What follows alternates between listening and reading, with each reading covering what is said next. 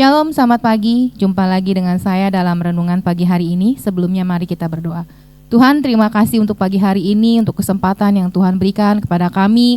Kami boleh bangun beraktivitas untuk memulai pekerjaan kami, memulai aktivitas apapun kami hari ini. Kami mau mulai bersama dengan Engkau, Tuhan. Terima kasih Tuhan, kuasai hamba-Mu ini, biarlah segala sesuatunya boleh keluar daripada Engkau. Terima kasih Tuhan Yesus, haleluya, amin. Judul renungan saya hari ini adalah Tuhan Pembelaku.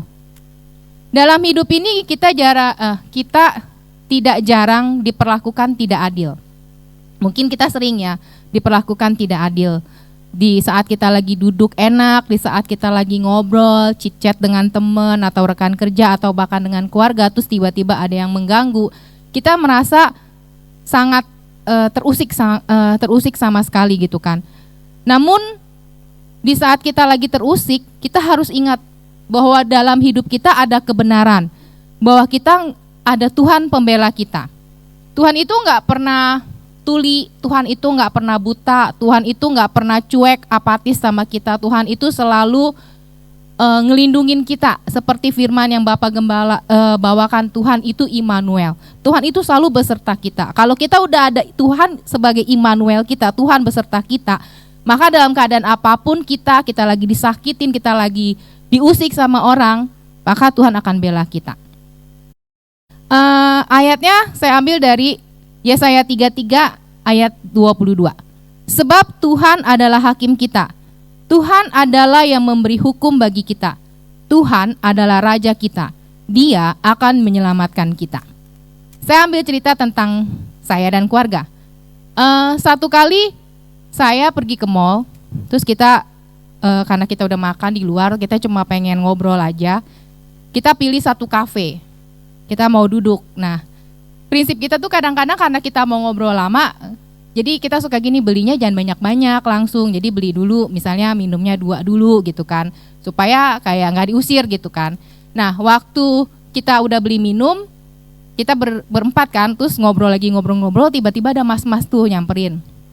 Terus dia bilang gini, memang kafenya saat itu lagi rame. Dan si masnya bilang, Bu, Ibu pindah ke depan boleh nggak ke smoking area? Karena ini udah ada orang. Loh, saya bilang, sewaktu saya datang tadi tempat ini kosong. Nggak ada yang dudukin dan saya juga udah make sure waktu di kasir bahwa itu tempat kosong nggak? Kosong. Tapi si mas ini kekeh bahwa tempat itu udah ada orang dengan alasan, ada ibunya yang bawa bayi lagi ke kamar mandi. Loh, saya bilang, saya duduk di sini tuh udah sekitar 30 menit lebih. Masa iya lagi ngurusin bayi segitu lamanya, saya bilang. Kekeh bagaimana, dia tetap seolah-olah mau suruh kita keluar gitu. Nah, yang bikin saya kesel ketika dia udah mulai ngangkat minuman saya dan suami saya. Anak saya tuh lagi mau order lagi gitu kan. Ketika dia angkat minuman saya bilang, itu minuman kami loh. Mas mau ngapain? Mau buang? Itu minuman kami beli loh, aku bilang gitu kan. Terus akhirnya ya udahlah, daripada kita ribut, kita pulang tuh, kita pergi gitu. Terus sampai di mobil, saya jujur, saya tuh kan mungkin orangnya temperamen. Kalau nggak keluar tuh kayak saya malah nangis gitu. Jadi, aduh, kenapa sih orang lagi enak-enak ngobrol, lagi bisa kita lagi bercanda-bercanda, lagi enak-enak kok tiba-tiba ada mas-mas yang kayak gitu. Akhirnya saya ambil tindakan gitu kan. Yang pasti saya berdoa dulu, Tuhan, lihat nih anakmu disakitin gitu kan, orang nggak ada tujuan apa-apa, toh juga saya udah nanya tempat itu kosong apa enggak, tiba-tiba dibilang tempat itu ada orangnya gitu kan. Terus ada tindak lanjut, saya telepon ke pusatnya dan bla bla bla. Saudara tahu sekarang kafe itu tutup.